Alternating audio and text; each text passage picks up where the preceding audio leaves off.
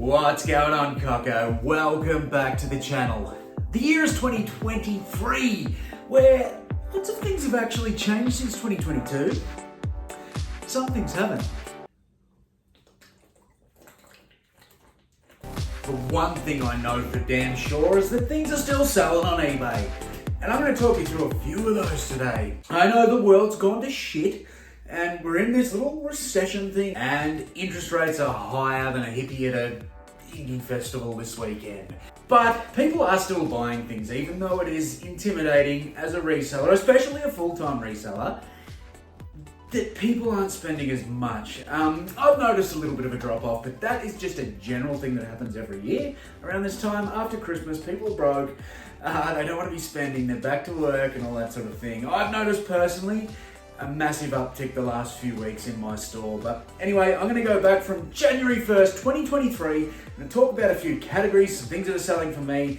And this is basically a highlight reel, some more top of the range items from those categories. And if you're new to reselling and looking to get into reselling, looking for new categories, or you're simply an older reseller that just doesn't do certain things and can find a little bowl out of this and it helps, sweet, I'm pumped. Let's get into it. I want to talk about electronics. Electronics is something that I really love selling because there's so much potential in it. There's so many different things that actually can sell for really good money. And I'm going to start with a little deal that I did earlier this year in Thrifting. You might remember I picked up lots of vinyl, lots of clothing, and lots of VHS VCRs. And I'm going to show you a couple of the top ones that are sold out of that. I'm going to start with this Tascam audio unit. $500 we've got for that one. Paid $650 for everything. If you haven't seen that video, go back and have a look how much stuff we got. I essentially paid $800, but there was a $150 amplifier in there that I've kept for myself. So, $500, very happy with that. There was the other two units here, the Panasonic's 310 and $299. This is all plus shipping, so very happy for those. A couple of others there, 200, 120, 100, all come from this same deal, plus the other ones. Some other random electronics here. Radios, something that I love. All kinds of radios, new and old, I like to pick up. Here's the Astor radio that I hit on the big bender that I went on with Bianca from the Gathered House. Paid 10 biggies for this bad boy, and it went on to sell for $160 the next day. Old vintage radios like this, the retro stuff, are definitely worth looking for if you can get them. And just in general, it's worth looking up model numbers to see if modern ones are actually worth anything, because this Philips one got $75 for it. 145 on this typewriter here. Absolutely stoked with that. Paid $20, so that's a profit of 99, 60, I think. I can't get any fucking words out today. Need more of this. This one's a bit unique. T-fell. Is that how you pronounce that? T-fell. My tea fell on the floor one night when I drank too many froffies and knocked it. T-fell iron, the steamer thing here, was free. Facebook Marketplace, a place to definitely look at. Free listings is always worth scoping out. Gaming consoles. I love selling video games, but consoles go really well too. In a previous video where I talked about different sourcing methods, I picked up this red Wii in box. I got a heap of games with it too. I think I paid $100 for it, but I sold it for $270, and that was just the console with the box. So there was also the little stack of games that I got to sell separately. And there's also, from that lot, I ended up with a Nintendo 64 or something, so absolutely stoked with that. But I tend to just sell the consoles on their own rather than the bundles these days. I used to love sort of bundling up, getting rid of a lot of the cheap games, but I find they move a lot quicker just selling the console, because let's face it, when we make a bundle, we're just putting all the shitty games in there to get a little bit more money. So I tend to bundle the games up separately now. Or at times I've been selling them individually, but consoles seem to go really quick for me when I put them alone. Just like this Xbox, I've had a heap of these lately. $149 plus the ship, paid $20 at a garage sale. Once again, that was on YouTube. So there's been a lot of consoles going out. I've done some Segas, I've done some PS4s, but these are a couple of my favorite ones and a couple of examples. Another early video from this year, I picked up a big VHS lot from a collector for $300. This is proof how important repeat customers are and multiple customers. I had a customer coming back weekly to buy a few at a time, and you know, it's 40, 50 bucks, and I'd give them a bit of a discount to purchase them all. And then this guy's come through and clapped up 300 bucks worth of VHS, all wrestling. So these have been absolutely ticking along nicely. There's not even that many left. I've maybe got 20 out of the 120 that I had. So these are flying out the door, sold really, really well. A lot of VHS is garbage. Actually, 90% of VHS, probably more, is garbage. But there's definitely stuff out there that's worth looking at. And old wrestling, I found that WCW goes really well. Obviously the clamshells and the big box stuff, but just that artwork, it's just not easy to find. So that's an update on the VHS haul. That has been ticking along really well, as you can see all around me. Now, anyone that knows me knows I like playing with old toys. I did a video just last week or the week before about the update of the toy collection. If you don't know what that is, spent $1, flipped it into a collection. So if you want to see some stuff that's sold, that's in that niche, swing over there and have a look. But I'll show you some other stuff. This one is a part of the toy collection, and you would have seen her just last week. Denise has gone for $150 already. That annoying little pest that was giving me a hard time has fucked off to America. I actually stuffed up the shipping on this, so I did have to refund some of that. I don't know why I put 80 there. I might have been on the froffies when I listed that. I don't know. But anyway, Denise has pissed off to America for $150. Paid 10. She was literally on eBay a day. I had it listed higher. Got an offer. Mate, I probably could have got more if I waited, but profit's profit. I paid 10 bucks. Why sit on it?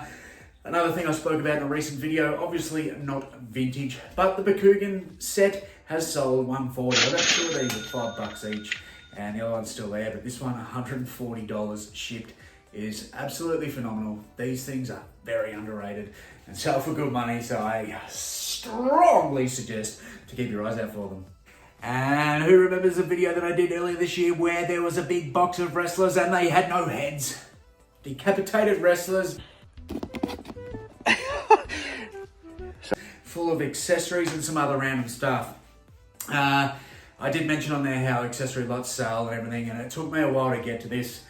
But I ended up just pulling everything out. I myself went through it, and everything that was stuffed, I put it in a fodder lot, a sourcing lot, a job lot, and listed it as auction. Started it at $1 plus shipping, and it ended up selling for $75. So I paid $30 for the whole box of things, and we got rid of all the junk. Now, if I did part that separately, accessories, then the heads with all the bodies and the bits and pieces, because people make customs, I could have got more, but I just wanted it gone. I've had a clean out, and it had to go. It was just sitting there. I wasn't doing anything with it. Auctioned it, pissed it off, and I've made profit just on that. But I also pulled out this little lot of, okay figures. They're still intact. They got their heads, they got their feet, they got their legs. But they were either cheapies or they had bits of damage on them, you know, scuff marks and whatnot. That one went for the 65 too, so I'm in the profit on that lot. Then there's, I think, 24 figures that were okay that I've plucked out of that lot that I can sell. So let's just say on average they go for about $8 to $10 each. We're pretty comfortable on that. This is a very unique one, and it's Star Wars Build a Robot. This was a subscription magazine, and I had the whole bloody thing. I listed the whole bloody thing for a whole bloody big price a whole bloody long fucking time ago. And that was when I did a storage unit video, and I got all the Star Trek, Star Wars stuff. I did the same thing with the Star Trek, did big bundles of 10 and 20 because it was going to be too heavy to do the lot. And I just wasn't getting any traction on these things. So it wasn't until we actually moved to this place and they sat for quite some time. Both lots I actually ended up listing as individuals, and well, piss on me dead, they sell. Turns out they sell when you go individual. Star Trek books are picking off kind of one by one, maybe one a week, one every couple of weeks. Whereas this Star Wars stuff, had a few people buy a heap at once, and I've actually got somebody not far from here that's buying about 5 or 6 at a time. They've been ticking along amazing. There was 60 something issues, and on average I'm getting about $20 an issue. So that's pretty fantastic. That unit cost me $160, and I was well into the profit on. If you want to go back and watch that video, have a look at all the stuff that I got and picture in your head what I'm getting off the Star Trek and the Star Wars stuff. I don't know what I got total, but I just spat. I'm sorry.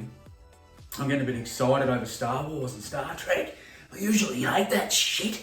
But anyway, I'm losing the fucking plot. Stuff that I harp on a bit about that's a little bit unique to what your general sort of reseller does. I know a lot of people are in these areas, but it's musical instruments and sports equipment. Stuff that I love selling. They are two very good niches to be in. And if you are really, really knowledgeable about one of those niches, you can do really well. For me, I'm just kind of that bitser. I know bits and pieces, and what I know is very, very handy, and I'm learning the rest along the way. But here's some sports equipment. Tennis racket, I can bang on about those a bit, don't I? But they really, really do well, especially vintage, because most of the time, if you're picking these up from a garage sale in Oppie or wherever the hell you get your stock, they're not very expensive. So you can get these for a couple of bucks each, like this one I got for $2 and sold for $80. Absolutely fantastic. The Henselite bowls, I love lawn bowls. I just froth on buying them because they sell quick, really quick, especially vintage. So $120 on them. I paid $10 for that at an op shop. Not complaining with that. Musical instruments, here's a random one. Bongo drum, I paid $10 at Savers when I was with Bianca. I think that was the week of our bender, maybe, I can't remember, but $10 bongos. Into $100. So yeah, look, there's a couple there. I just love that sort of stuff as well. I'll scoot through these pretty quick because, well, the first one's not really relevant to international people. Sorry, America and UK, and let me know where you're from if you're international down below. I'd love to know where some of you guys come from. It tells me in the stats that there's a fair large of the US coming over and watching now. But anyway, off topic there. If you're international, you ever see one of them? Get it up, yeah. Bloody beautiful. AFL, I love it. It's a niche that I'm obsessed with purely because I collect stuff within that niche, like and that came out of my personal collection. The Canterbury is one that I really love picking up, and I wouldn't have got this if it wasn't for my good buddy James Muirhead that reached out and pointed it out. It was on Facebook Marketplace for $50. Now, Canterbury, some of these, if you're getting Fremantle Dockers, you're looking at 500 plus some days. It's absolutely crazy. Some of the common teams like Collingwood and Essendon go for a lot less, purely because they have a huge supporter base. So there was a lot of people buying that stuff back then, whereas Fremantle, they were pretty new and there's not a lot around. Plus, they're pretty crazy colours. Fremantle, a pretty crazy team with no premierships. Anyway, I'll stop picking on Fremantle. The Canterbury, 50 into 280, not complaining with that. This D's one, I actually swung an offer to somebody on eBay and they reached out on Instagram, and I've grabbed that for, I can't remember, but sold it for $160. These are really cool, I love those styles. As are these, the basketball jerseys made by Vivid.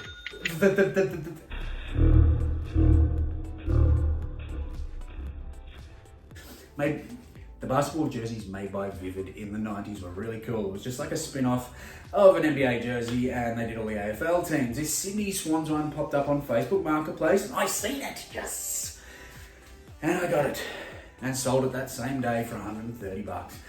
Outside of clothing and probably video games, vinyl has been a massive seller for me. If you remember late last year in a lot of videos, I picked up shitloads of vinyl, and then when I seen Jace, the same guy that I bought all the electronics off, he sold me like 4 tubs of vinyl. Now, there was a lot of crap in there, and I auctioned a lot of bundles off. That's how I sort of move on the garbage.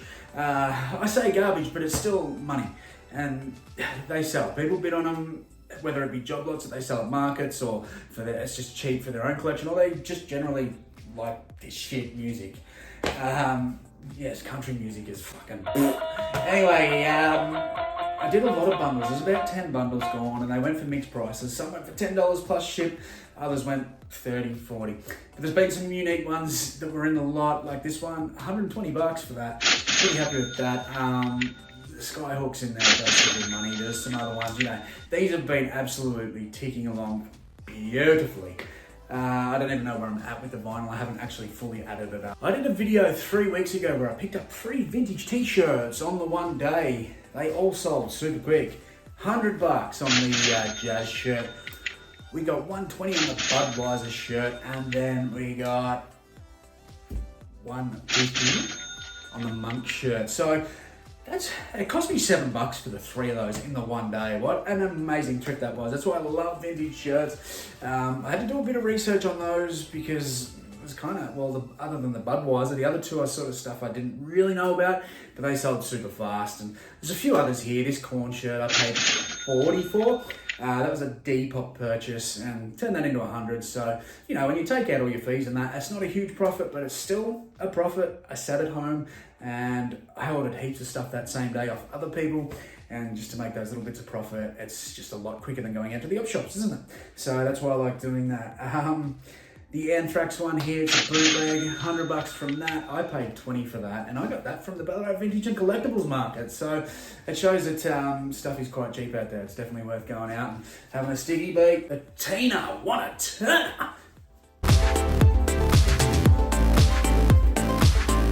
Sorry, I had a moment then.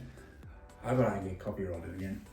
$40, $50 for the Tina.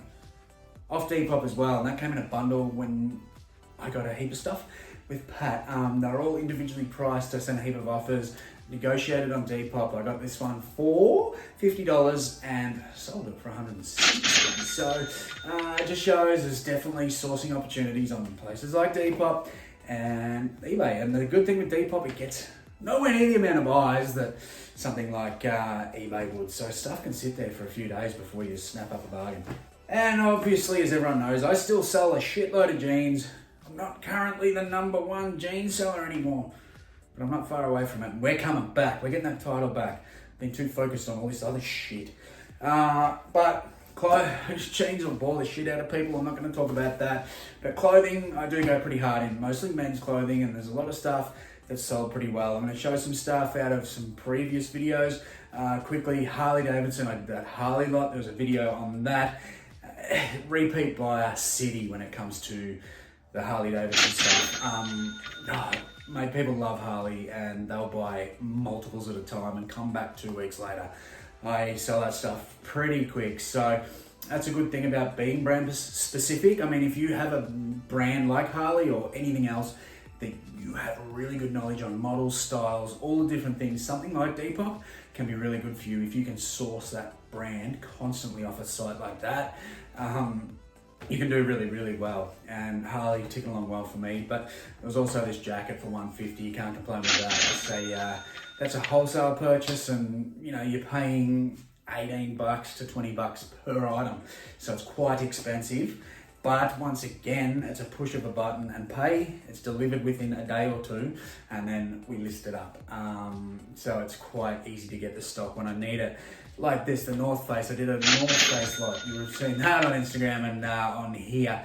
This particular jacket, the North Face stuff is just absolutely creaming out. I'm loving it. But when it comes to eBay, there's so many different category city. I suggest jumping on Terapeak, having a flick through, seeing the different things, checking out all the Instagrammers and YouTubers and all the different things they do. Because obviously the people that do it all do different things. And then there's kind of unique markets that a lot of people aren't in. So it's also nice to sort of learn your own and find things that not everyone's chasing. You jump on Facebook, everybody's trying to snap up this one video game lot, or the vintage t-shirts, or the vintage toys, or you know, all the stuff that we all are chasing that's flooded. So it is definitely worth sort of researching further into your niches and trying to work out, you know, what can I do that's different to everyone else? But look, there's random things to sell, like shoes. I don't do a lot of shoes, but I've had a couple of good shoe sales this year. The RM Williams boots, $160 on them. The RM Williams, and the Scarpa that I picked up like last week or 2 weeks ago in a video, $140 bloody. Who would have thought? I'm blown away by that. So not bad for someone that's not a shoe seller.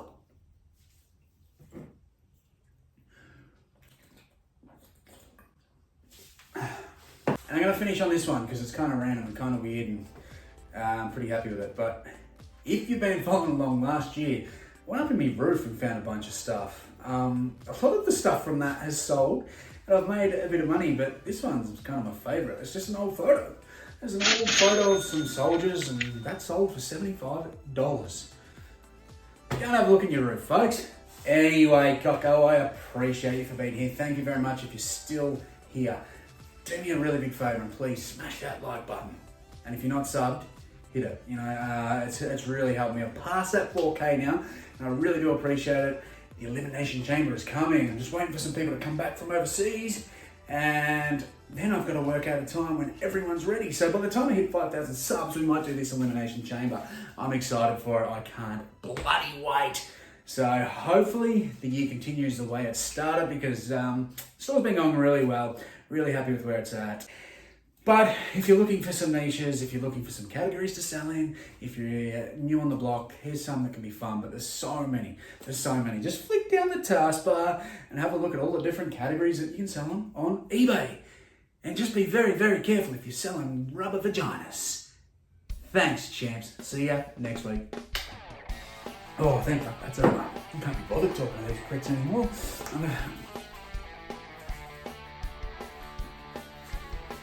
That was our goal rhythm. Wasn't it Al? Al. Kevlar. Velcro.